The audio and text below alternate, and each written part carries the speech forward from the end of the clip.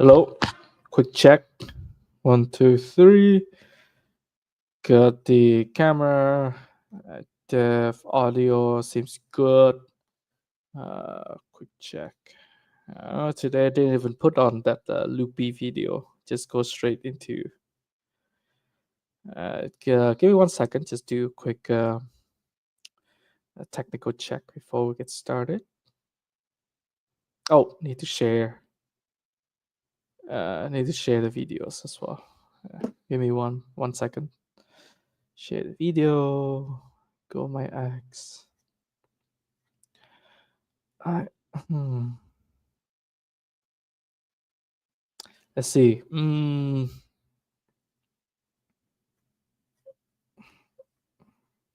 Choop. Okay. Let's talk about uh, the current payment system. Global payment system. In essence, is a MasterCard, yeah, local debit network. Alright. Alright. Then in their propositions, it's about current. So how should I share this? Current global payment system, their and their market dominance. Then um then about stablecoin. No, then match them head on with stablecoin.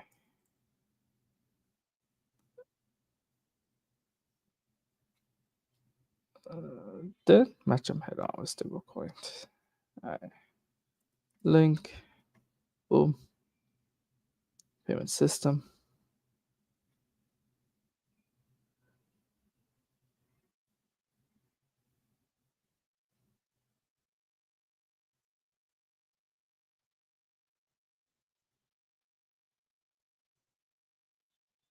Alright.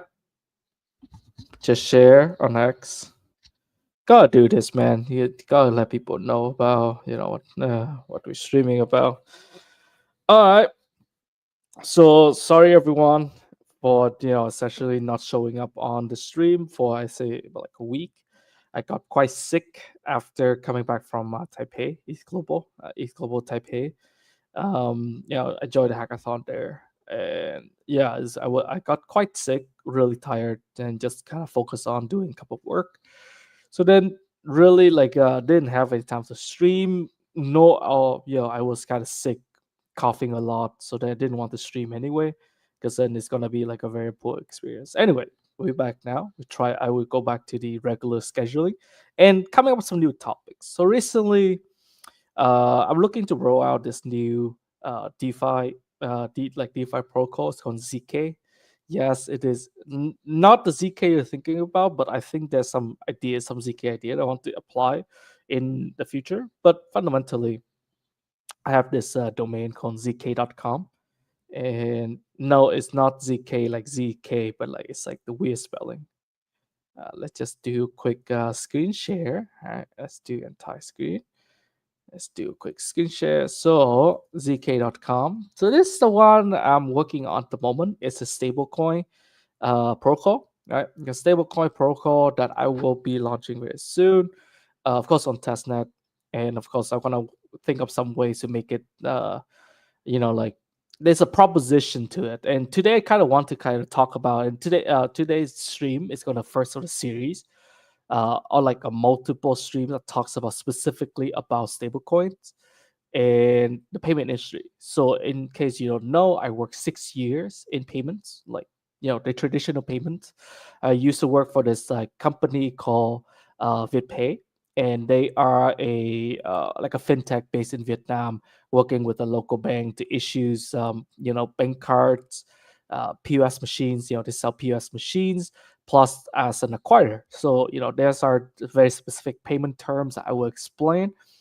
To do that, I probably would go on to the Excali draw, because then I want to draw out the whole payment flow and everything, so everyone has a good. I really hope that I can share these things and just help you have a better ideas on what payment is, because a lot of people kind of confuse on what exactly like what exactly, how does your payment get processed, how is it go from your bank card going over to you know the people getting paid, and then so on, right? These are there's a lot of essentially uh, bits and pieces going into it, and before it gets processed and everything. So just want to kind of like shed some lights onto this so people know a bit more, and then I'll talk about stablecoin after, and this whole concept of money Lego, just how simple it, and you will see like how much moving pieces they have to put together in traditional payment for them to match what stablecoin is able to offer. Yeah, essentially, like right out the gate. Right?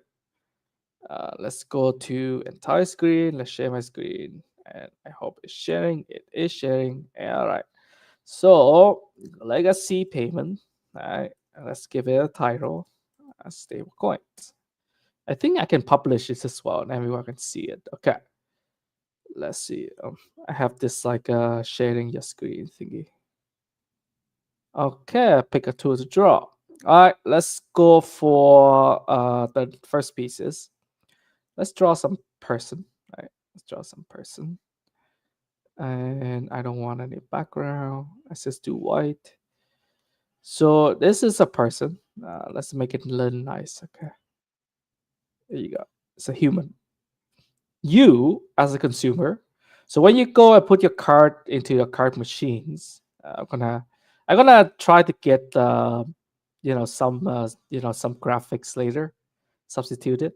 So when you pay for your items, like you go to a shops, you go to shops, you pay for this is gonna be like a POS machine. So why the font is so big? Need to like switch it. Uh, Excali font. And I need it to be smaller. Uh, get smaller font. S. S. Come on. S. Okay. Shoo, shoo, shoo, shoo, shoo. There you go. So you go to POS machines. You put your card in. So this for actually, let me address these two. So they're two big, essentially big, um, two major terms inside payments called acquire, acquire, or acquirer, acquiring, actually acquiring, or you a lot of time you hear something called acquirer, right? And then you have another one which is called issuing, right? Or issuer, right? So acquiring is about acquiring money, right? Acquiring, essentially they're talking about how do the system accept your money, right? Acquire and then give it to the merchants, right? So that's merchant is like like a shop, e-commerce website, anything, restaurants, things that you put your POS, you put your card into the POS machine. Sometimes it's not just a POS. It's like essentially a POS is an interface. There's a lot basic, POS is a point of sales, essentially just machines that you'll be able to take payments. It could be in the form of QR, it could be in the form of a bank card, in the context. And just to let you know, like, if you are living in the States or Europe, you're probably much more familiar with bank card, right? Bank card, and that's probably the only thing you use. But then you go over to Asia, a lot of people using QR. Like I'm living in Vietnam at the moment, I'm using QR every day. Just pay everything QR. Like card is like, I can use card, but then there's a lot less, merchants accepting cards compared to like QR. And QR runs on this local debit network, which is very similar to the other one, but of course there's fundamental differences. But anyway, so today we don't go that deep. We would go somewhere somewhat deep, but then not that deep. Anyway, so let's go into the acquiring first because I think the acquiring is going to be able to tie off with the issuings, and then they will be like jumping back and forth, and I hope that's easy to understand. Then I would try to summarize both of them. So anyway, so you are a person, right? You go into like a POS machine, and then you put your card in, right? Put your card in, or you just do you have a QR code that you paid with the QR code that shows up. So if you in happen to live in Asia, you're probably more familiar with that, or just a bank card, right? What the POS machine is an interface, right? All it does is so think about this as like an interface for you to be able to pay. So what the next things happens is like the PS machines uh for card, and this is something that you want to split because it's kind of difference between between banks, between system, I would say. So if they are a oh, maybe I need to do so. Let's just put this one here. So this is your bank, right? This is your bank, and this is you. Let's put this so you can start drawing stuff. So this is you, this is your bank. So when you put your card in the PS machine, the first thing PS machine is it will decode the information inside your card, right? Decoding the informations. And then what next thing it does is so it knows like who to call, like what bank your card belongs to. The a QR code will be different. I will cover that QR code part in a little bit after the whole bank card. Because the bank card is probably something that because basically because Visa Mastercard is actually globally, and pretty much everyone has Visa. Actually, no, not everyone has Visa Mastercard, but probably familiar and somewhat heard about Visa and Mastercard. Is they a truly global brand. Uh, anyway, arrow type little need a bit like a little curvy. Anyway, so when after the PS machine decode the your card information, right? So basically get on the basic information now. You have the card number. You have the which bank they're supposed to call, what network it is it Visa, Mastercard, and you see if you see your bank card, you see the four if you whip out your Visa and Mastercard and you see like on the numbers on your Visa on your card, if it's a four, that's a Visa. If it's a five, it's a Mastercard, and then the one, two, and three is like reserved for like American Express, Discovery card. Like the even more legacy network, right? Those ones, but the one you see very often is be four and five. The what's the bank card number? The card numbers starting with four and five. Four is for Visa, five is for Mastercard. So then the PS machine is gonna basically be able to like essentially call the specific network. Is it Visa? Is it Mastercard? And actually, this actually more correct. It's gonna work something like this.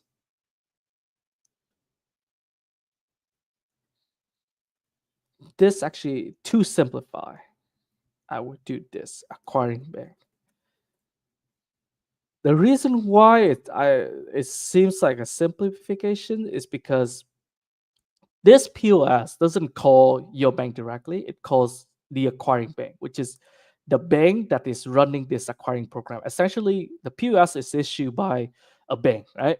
Say, for example, the merchant will have their own bank account with like a bank, right? Some bank that is, they are banking with, right? For them to receive money when you pay them.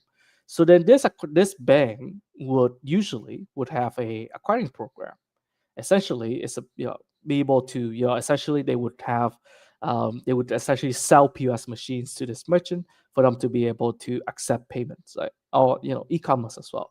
So when the first thing, so after the POS knows like what network it is and all that kind of stuff, your account, your card number details, all that stuff. So they calls the acquiring bank. The acquiring bank, they have let's use a different symbol. So acquiring within the acquiring bank, they have essentially a gateway. Essentially, it has like essentially it's like a server, and a physical server that is uh, essentially a physical server that is cable connect, so connect via cable, not over the internet, because Visa and Mastercard doesn't believe in letting the information flow freely. On internet, everything goes through a cable, and like physical cable that goes from the server of the acquiring bank, which is like a dedicated server specifically for payments, and then it goes into Visa and Mastercard. So essentially, it goes like this. Oh, maybe I need to have maybe use like a circle, right? So like this. So it goes to the acquiring bank general server, and the acquiring bank general server will call into this tiny little server, and this tiny little server is going to call into Visa and Mastercard network, right? So it can be Visa, it could be Mastercard. Ooh, it's getting weird looking. Okay, okay,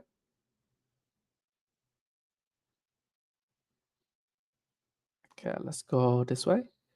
Maybe go drag it off a little bit. I need to fix this one.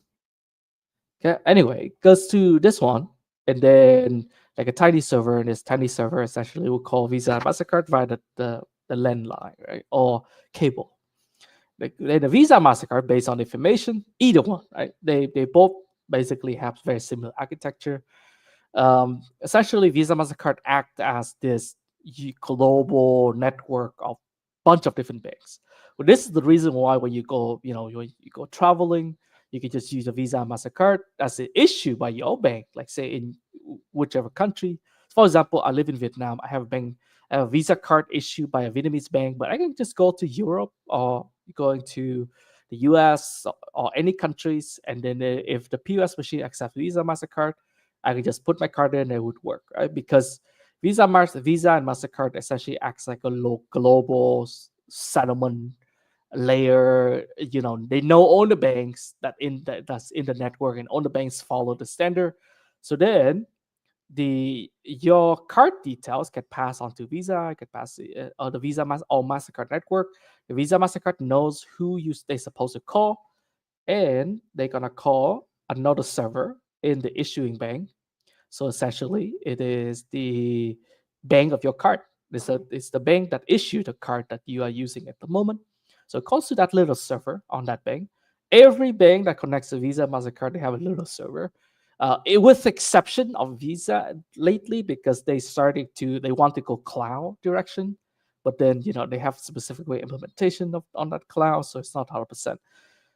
I would say it's not always 100% the same, but the tradition, the TradFi payment, they love to have like physical server and they just connect cable everything, because one is, regardless what you do is like VPN, a lot of measures you have, it could still be compromised, right? Like being, if you have your traffic publicly on the internet, it still could be compromised. The probably essentially the way that you can really trust is just if you have cables connect things directly. If someone wants to compromise, they have to physically attack physical stuff, right? So then it's a, oh like it could just makes things a little harder, not impossible, right? It's just harder. S- Depends on how hard depends. How much harder, it depends. That's like a huge question. Anyway, so you got a little server on the issuing side, which is the bank issuing. Just means that is the bank that issue your card, right?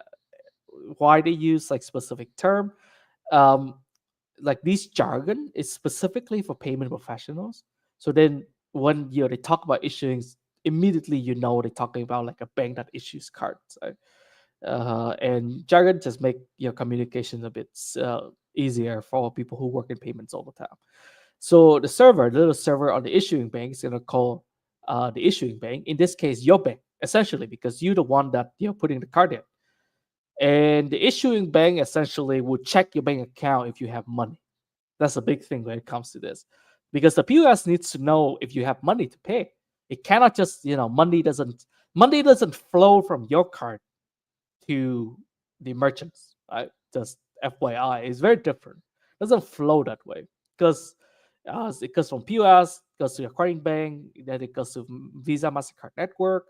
The Visa Mastercard network checks the other bank, which is your bank, to make sure that you have money in your card. If you have money, your bank will just send back a message to that little server. The little server will go back to Visa Mastercard.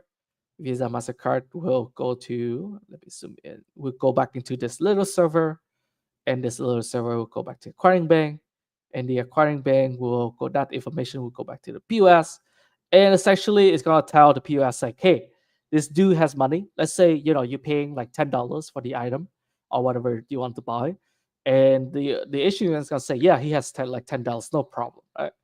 And so the POS, once they receive that information, the POS is gonna show payment accepted, right? Payment successful, and essentially says, oh, good, you have money, we're gonna settle, right?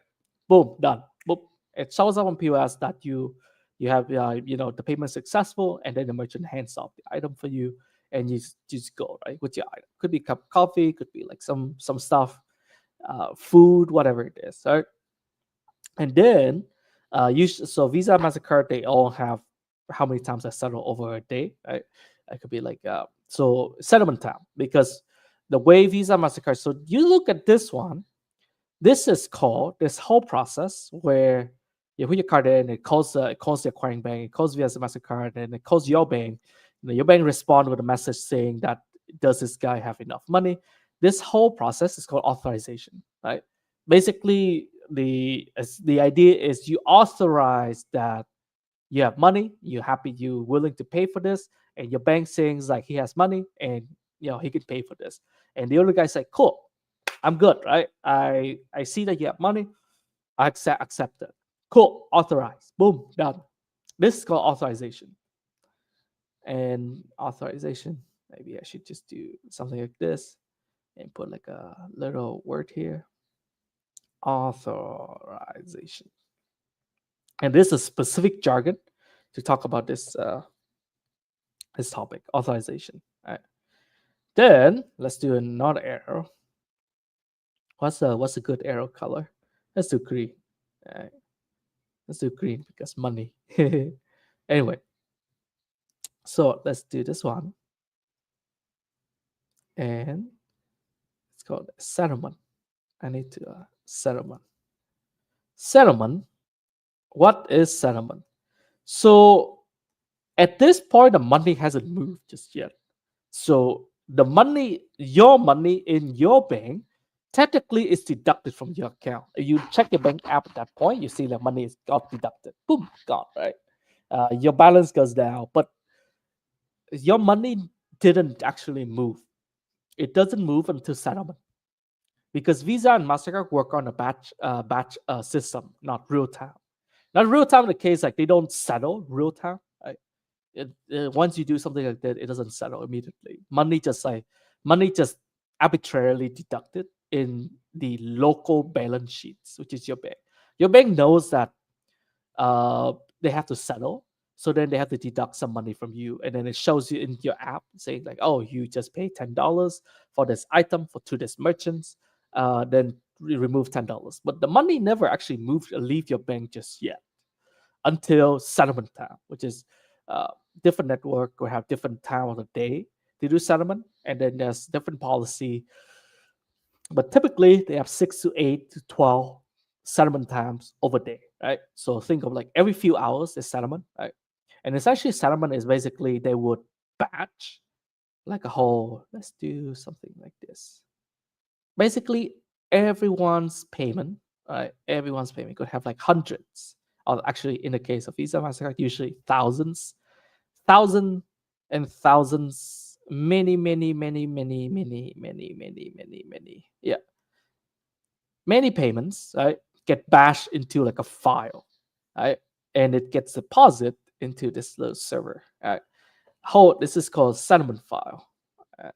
Settlement file. Settlement file. And essentially, this whole file, essentially, basically, actually, it should, this one, my bad, it should go on this side. Makes more sense because there usually it's the acquiring bank that does this first. So the acquiring bank knowing that they have to pay the merchants, right? That's just if you ever sell like items and stuff, and you would know that your money doesn't get immediately. If you sell item and you use like something like Stripe, or you use something like if you have like if you work in restaurants, and you have access to like a merchant dashboard from the bank, from the acquiring bank that gives to you, you would know that the money doesn't actually available for you immediately. It would has to wait after like a period. That's a settlement period. So once you get a settlement period, your acquiring bank knows that how much their merchants are accepting today, right? How much they are supposed to give to their merchants. So then they're gonna like tabulate into like like a huge file with like thousands of different like like transactions, informations like how much money to I that the older banks are owing me, right? So it takes onto this whole file, sends to a little server that talks to Visa and Mastercard. And Visa and Mastercard is gonna basically act as a global settlement layer. It calls up the other banks. Right? Every bank's in this diagram is your bank, right? Calls up your bank saying like, "Yo, I need money. I need money. Give me money." Cool. So your bank essentially receive this. It will send this file will go to the server. This little server go to Visa Mastercard, and this file goes to Visa Mastercard. Visa Mastercard send the file. Let's go this. Visa Mastercard will send a file to this little server. Little server will send us to this bank. Your bank will see the file and it's like, okay, all these people just pay today. Good, good, good, good, good. They usually would have a reconciliation process, or like a settlement process, depending how the bank would determine. These are all based on the processes and operational of the issuing banks. And they essentially have some process for them to make sure that everything matches. So, for example, right? Because mistakes happen, by the way, like system, because there's so many more different system here, and not everyone implements a perfect system, because all of these things are globally different, uh, different banks, different entities, and there's a fraud that people are trying to influence the system. There are technical glitches. There's all kind of issues, right?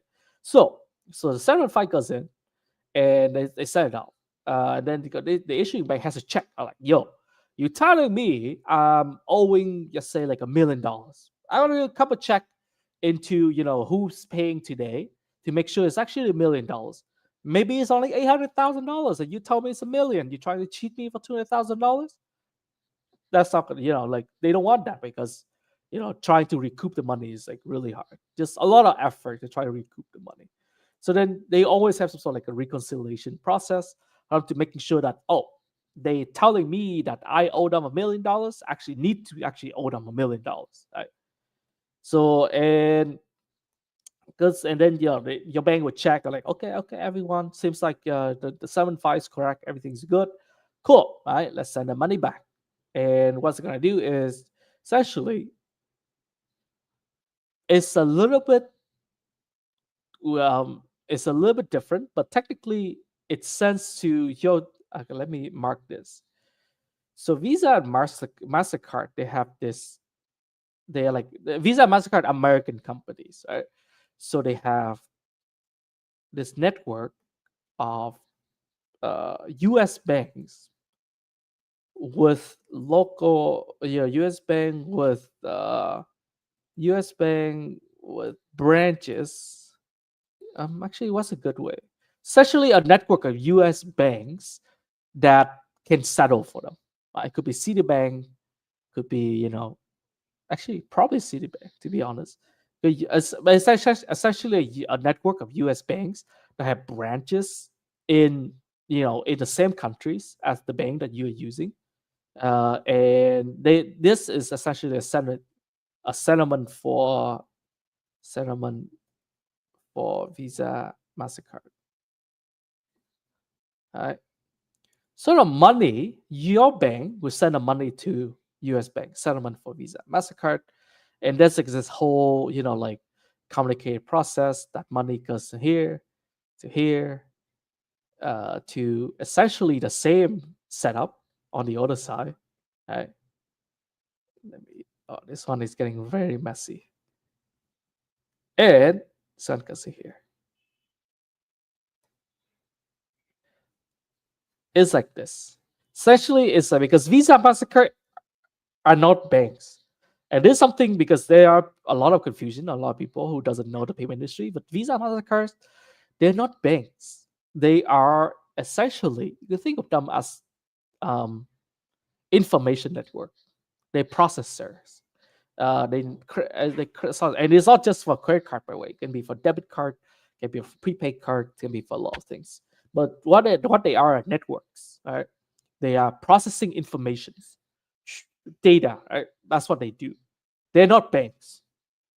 So when you have your card and it's a Visa or Mastercard on it, it basically just mean a network or schemes. They call schemes. That's a jargon inside the payment industry.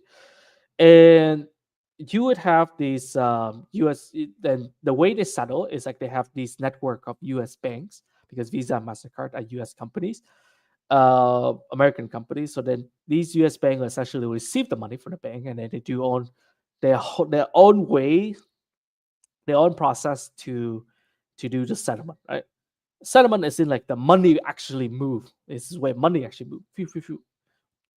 Your bank for bank transfer, essentially bank transfer to US bank on behalf of Visa Mastercard, uh, and they will receive it, and they would tell Visa Mastercard, "Hey, these guys settle, these guys pay," and they also have their own way of settling money between these two. But fundamentally, they will also release. You have Visa Mastercard receive the message, tell the bank, tell the sending to the other US bank that's on the acquiring side.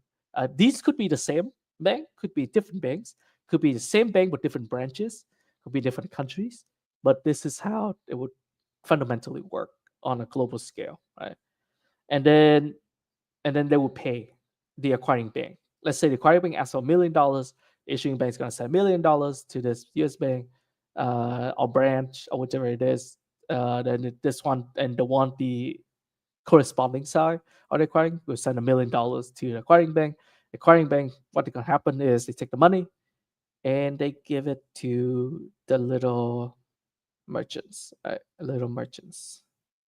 I need to clean. I will clean this up and publish this, and with like massive note on how these works.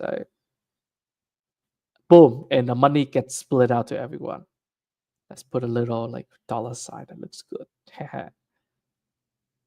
dollar sign, dollar sign, dollar sign.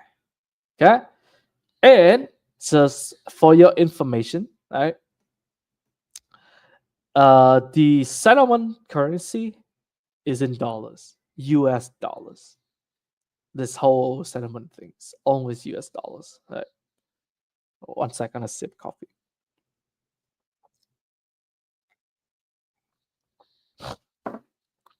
Always US dollars.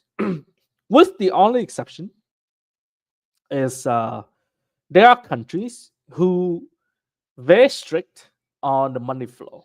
Essentially, they don't. They would only a few exceptions globally, particularly Vietnam and Russia. And I don't know if there are other countries, but probably there are more that they don't. They still do something like this, but they will settle in their local currency.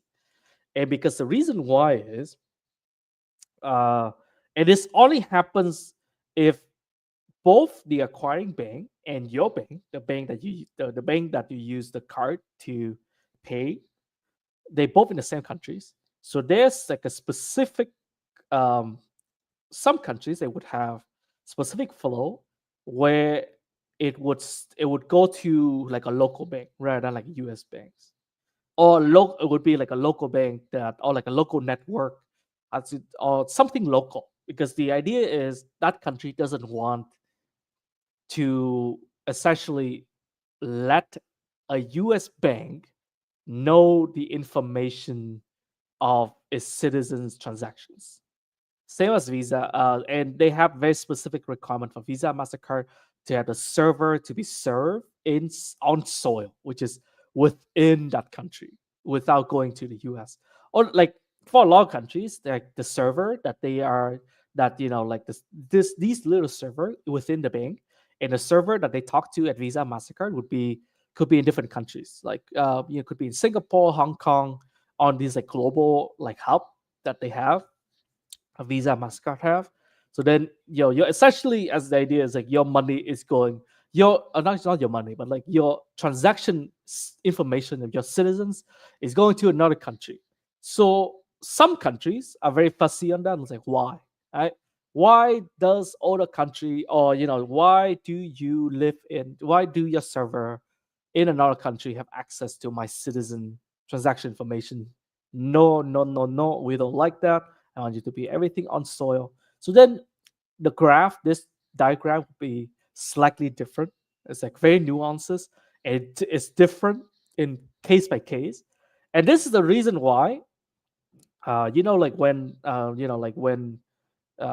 this is the reason why there are cases when Visa and Mastercard withdraw from countries, like they shut down their operations for that countries. But then everything is still work as normal, right? Could be even the local networks still be running. You just cannot pay abroad, but local networks still would still be running, because if everything get rooted into like everything is on soil, Visa, Mastercard have very little control on how the transaction is being processed. But this is essentially how the flow is. The U.S. bank specifically for international. So essentially, if you're a tourist, say you live in, like say you live in you live in Europe, for example, you live in France or Germany, you go to the U.S., you pay, and you pay your on like tourism, pay. This is how it's gonna happen, like because the U.S. banks that does settlement, the guarantees Visa, and all that kind of stuff. So let's look at how many moving pieces are we talking about here. Talking about like an acquiring bank with like a bunch of system here, Visa, Mastercard, a bunch of system here, and you have your bank, which is a bunch of system here, and you have a settlement bank, a bunch of system here. Chorus on the other side as well, a bunch of system here. Look at how many moving pieces, and it's actually more manual than you think. They try to automate it as much as possible, but then mistakes happen because you. That's the thing with software, one random bug or like some exception that's not handled well, or just like very poor quality software would immediately you know give you losses of millions of dollars. And if you do like a tons of transactions, like huge amount of volume, you can lose like many millions, right? It's a lot of money. It will hit the balance sheets like so hard that like frauds, right? Or just poor software, or like tons of things, right? Because there's so many humans involved in all of these processes. What if someone in this bank, try to cheat the system, right? They intentionally, introduce some like bug into the acquiring system that like they have like leftover money that is from somewhere, blah blah blah, try to cheat. So many people involved in this whole payment process that makes everything significantly um, cumbersome, right? And let's talk about the issuing side. The issuing side is you. Actually, I should move. I think probably can move you to here. Right, you. You have a bank card that is issued. Let's do it.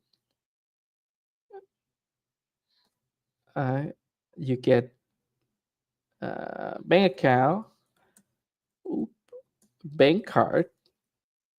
Yeah, there you go.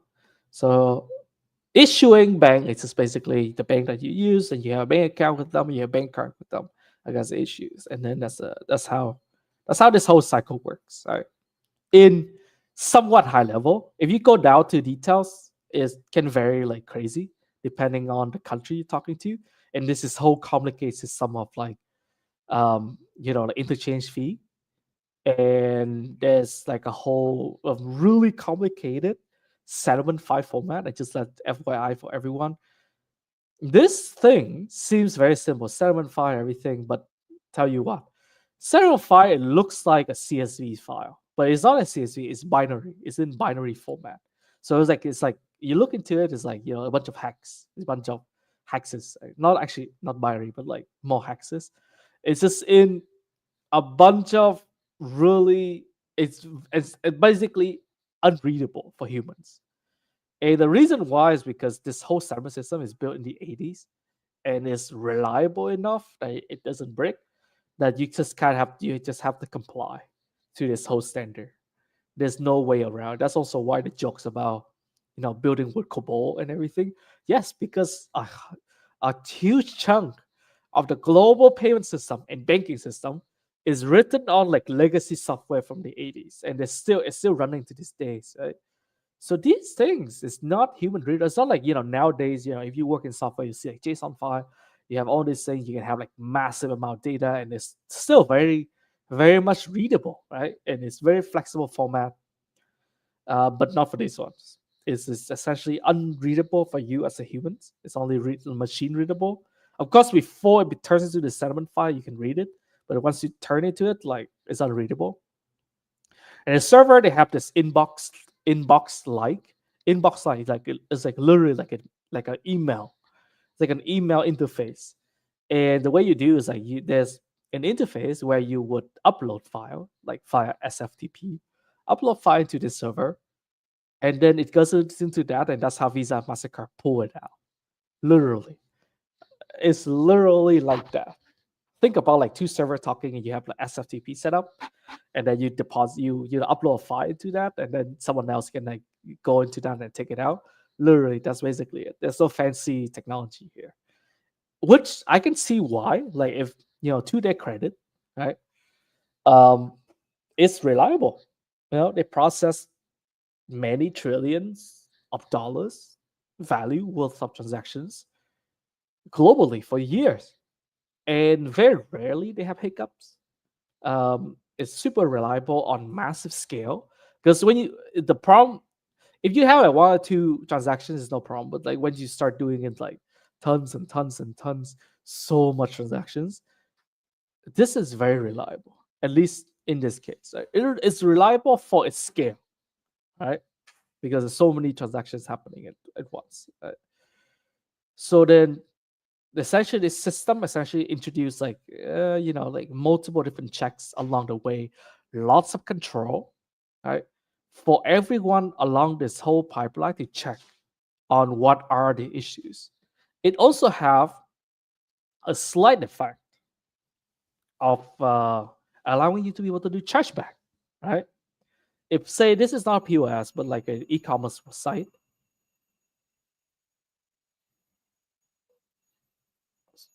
I'm sorry, what is that?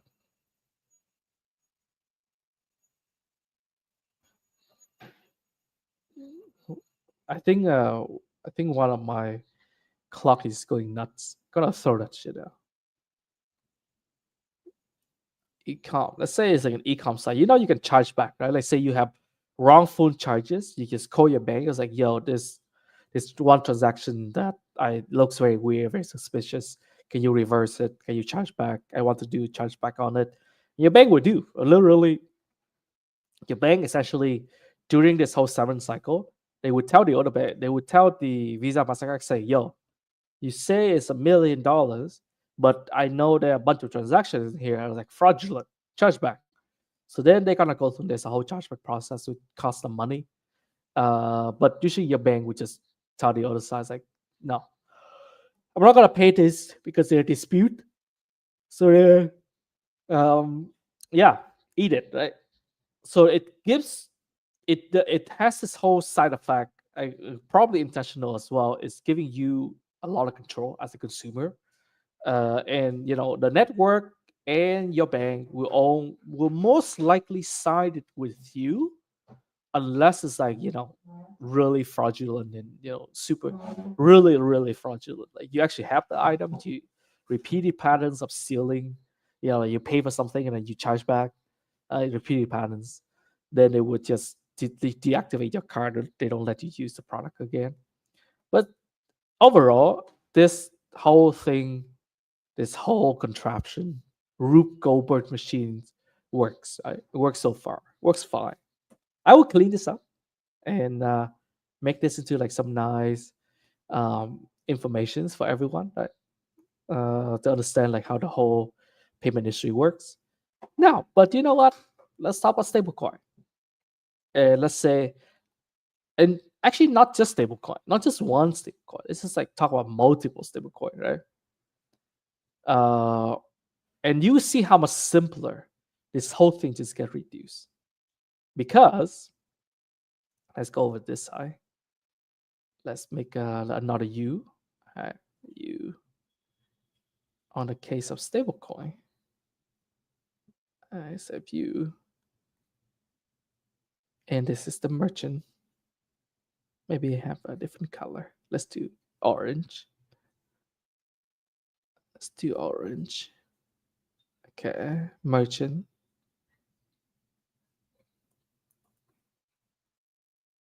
Merchant. Okay.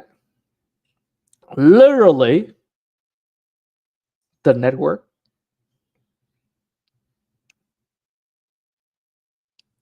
This is a blockchain. All right. Got there. Can I make any smaller? Make text any smaller? No. No.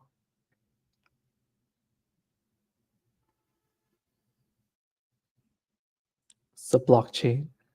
Oh, there wasn't even Xcali font. Get the blockchain. Let's switch it over to blue. And this can be a lot of things. Right? It could be a layer 2, it could be a layer 1, but let's say let's put it a blockchain first. You pay someone, right? You want to pay your merchants like money. You just literally, let's say it's like $10. You authorize because you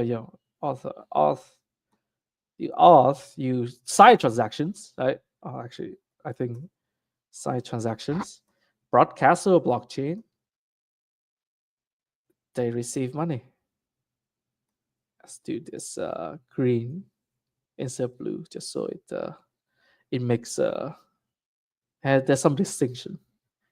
You side transactions, the money lands into the merchants. That's it. Done. Go from here to here. Super fast. Boom, done. That's it. All right. Uh, and let's say in the case of like L1, L2, let's elaborate on this one a bit even more. Let's say this is L1, Ethereum, the L1, right? This is L2, right? And because I think lots of things gonna happen this way. How should I resemble this relationship? Maybe like a two arrowhead, two arrowhead. Eh, Maybe something smaller. There you go. There you go. There's like a whole settlement process here.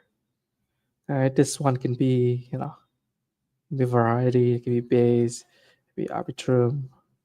It can be ink, chain. These chain that's very focused on like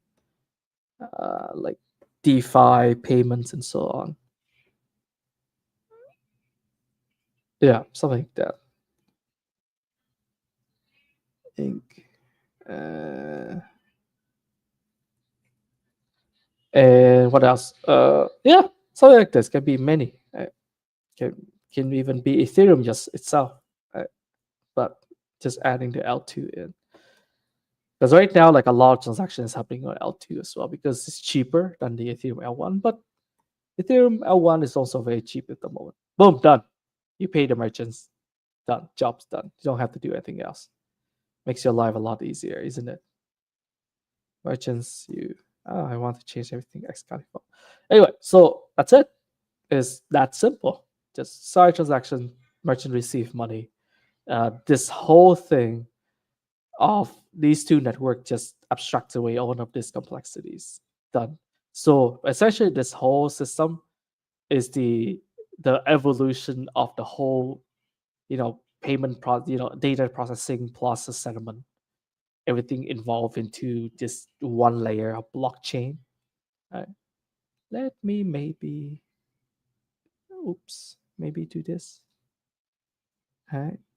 The background, change the style, something like this. The blockchain. Blockchain. There you go. Let's go right to the corner. Yeah, basically, that's what it is. Right? And all these things done. Not only that, you also have programmability.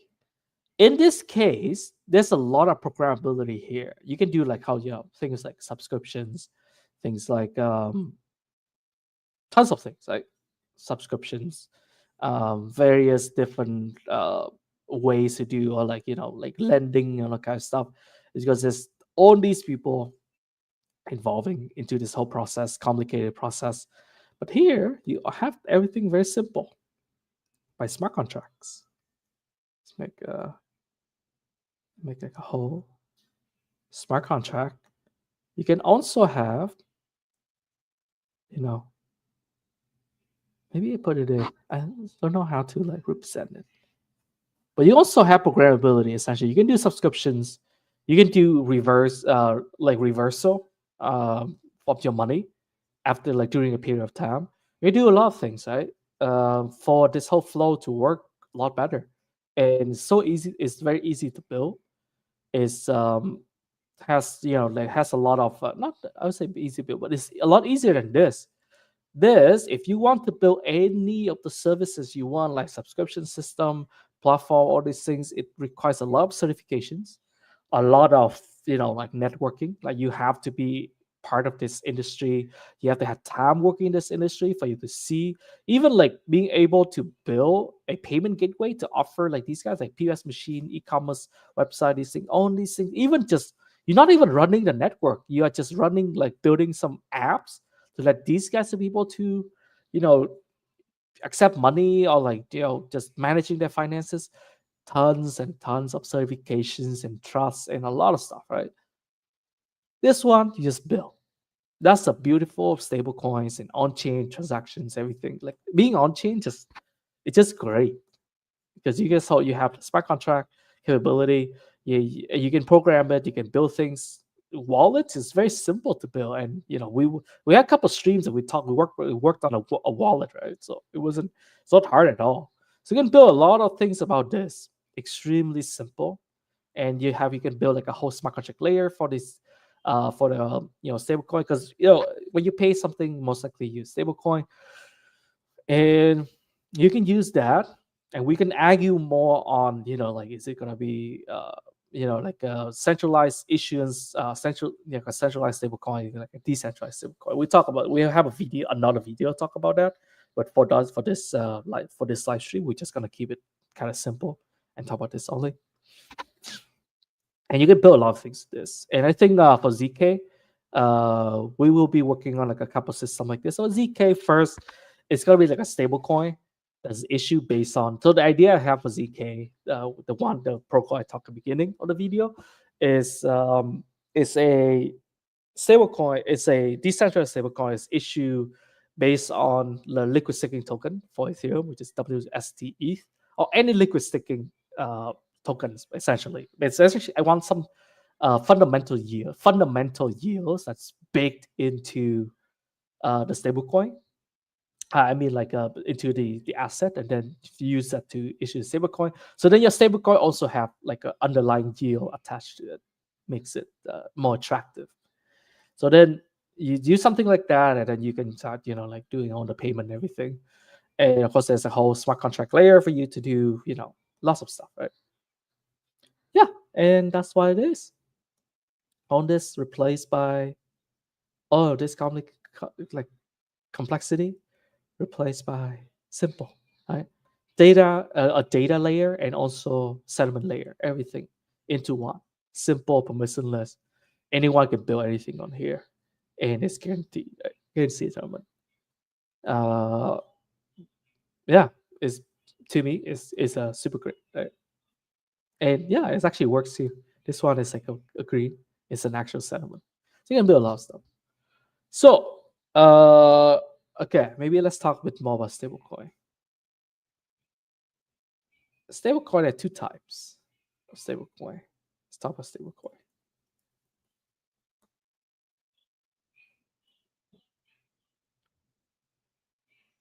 Right, you have the centralized stablecoin, centralized stablecoin.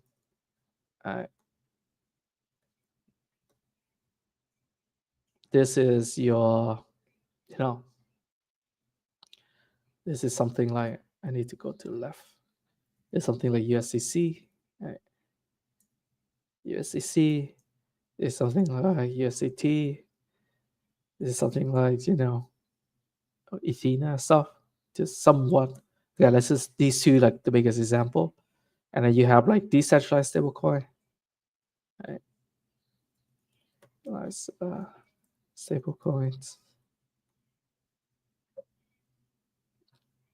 This is your, I would say there are more as well. I'm sure there are more. So I'm gonna put 3 dots just so there are more. Okay, let's go to this one.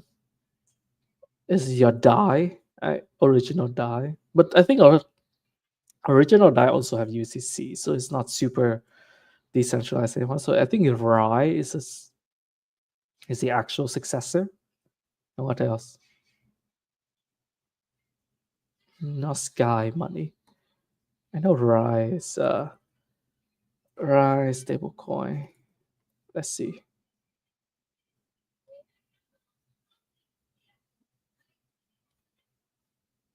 That's the one. Non-peg stable asset defense fiat. Yeah, RAI. Was it? I don't think that's the same RAI. Hmm.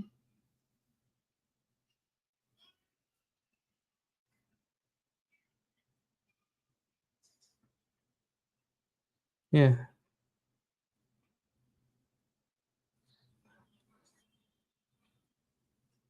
Right. Reflexer.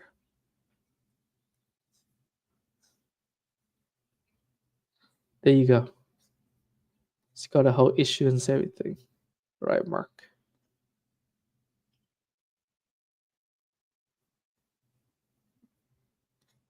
It's like a decentralized, non-peg stablecoin. Flexer. Maybe like so, right? Because I remember DAI backed by.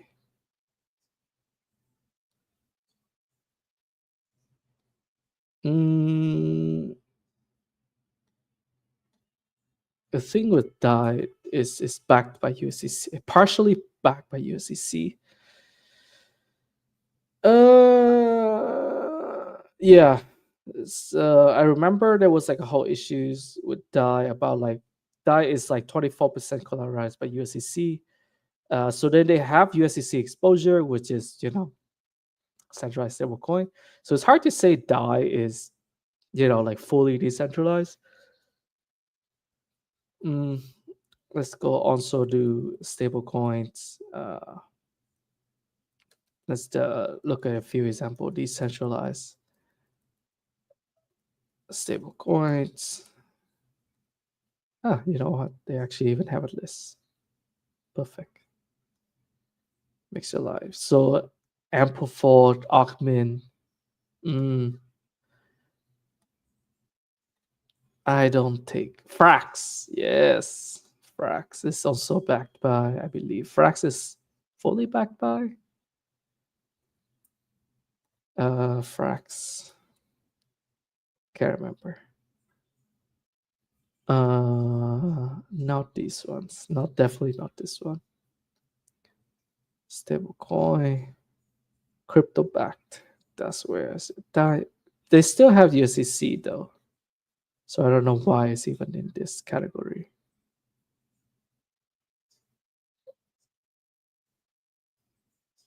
Liquidity, LUSD. There you go. I think now they have this new one as Bull. Liquidity. Liquidity. Yeah. V2 is Bull. That's the one. They have a new design. It looks kind of cool. Here you go.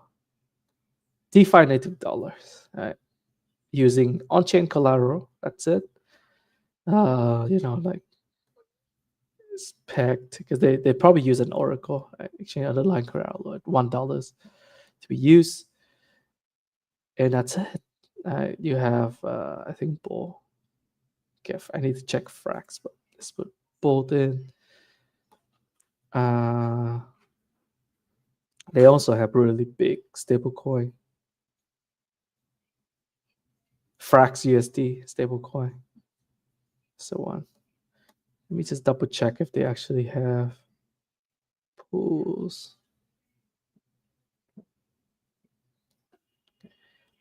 Frax ETH.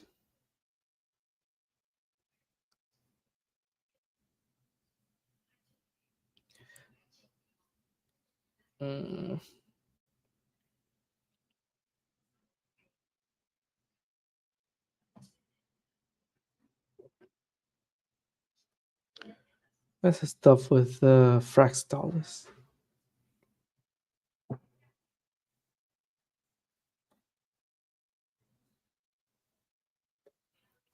Frax USD right here, stable coins. Here you go. Frax USD. Fiat redeemable, fully collateralized stablecoin issued by Frax Finance. Hybrid model allows for governance approved and strike custodian to min redeem, so holding cash equivalent reserve. Oh, hybrid. Give and take. Frax bonds. Well, in this days and age, you probably can compromise here and there a little bit, but to be actually decentralized stablecoin, probably right. Bull, maybe there are more. Need to look into so liquidity curve. Oh, you know what curve? But that's a stable swap. No, algorithmic stablecoin is kind of like it's kind of sketchy. Definitely not Anchor. Fractional algorithmic. There's some non-peg stablecoin, you just rye.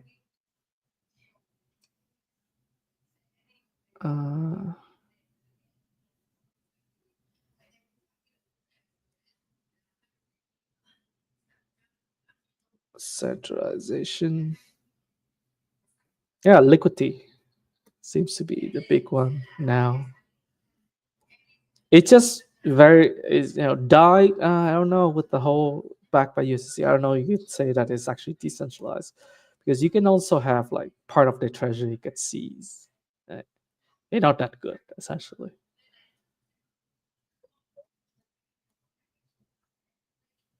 Yeah, there you go.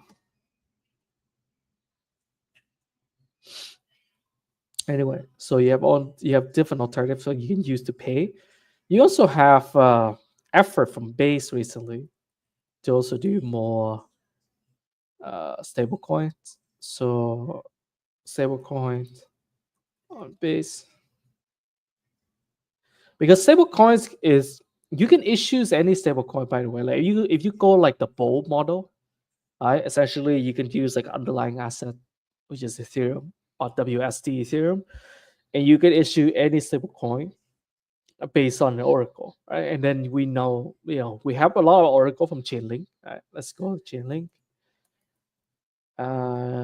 And maybe this is something I will work on for that ZK. Is you can have a lot of price feeds. Well, data feeds, one currencies, pull data streams, pull bit design.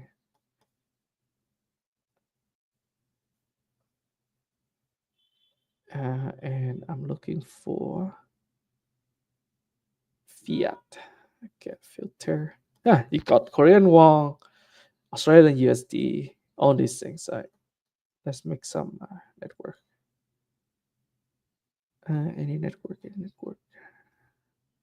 Let's take Arbitrum, for example.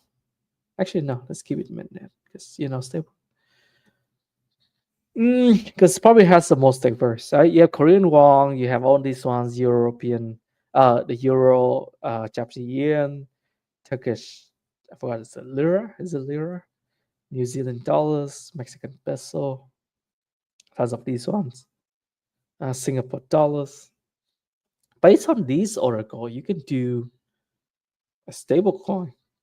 It's like based on this, right? You lock in the asset, like ETH, issue the stable coin. So you have the underlying asset and the ETH, yeah, then the stable coin issues based on the collateral. Boom, done. Right? Very straightforward. For any currency. Don't have to do anything like fancy. And then you can have this whole payment system for any countries on globally, right? And Chainlink also have the ability for you to, and this is where, like, say I want, like my currency, Vietnamese dong, I would like to add, because they don't have it, but the way they can do is Chainlink have this thing called functions. Securely connect the words API to Web3 in minutes. Right? So you can call, and then I'm sure there's there's a cost you have to pay, but you can essentially turn using Chainlink functions to essentially create a price feed. Right? I wonder if there's like a specific price feed. Uh, Launch a data feed. Oh, you have to ask them. Okay, that's a different. Yeah. What else you can also do? You can also do layer 0, I believe. Layer 0. And maybe there's something I will look into. Oh, not layer 0. Sorry, eigen layer. Sorry, my bad. Eigen layer. You can use AVS, run an AVS, become a deploy AVS. So verifiable compute. Right? I'm sure you can also run a Oracle, like an Oracle service, off-chain Oracle, something like this, and be able to just deploy that stable coins. Kind of straightforward. There you go. True DeFi dollar.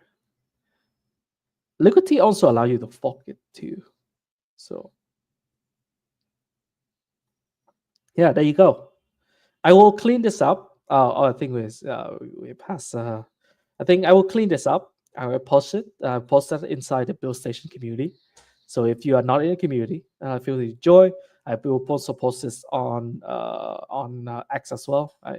As like a separate long form post about these things, and link with this video, this live stream, and then we will have a whole series. So we work on more diving deep into stable coins in the next couple episodes, and maybe we build some stuff as well and launch it together, build in public. All right, cool, man. So I think that's it for today's stream. All right, thank you so much for joining. If you're around. All right, but anyway, guys, have a good day. Bye bye.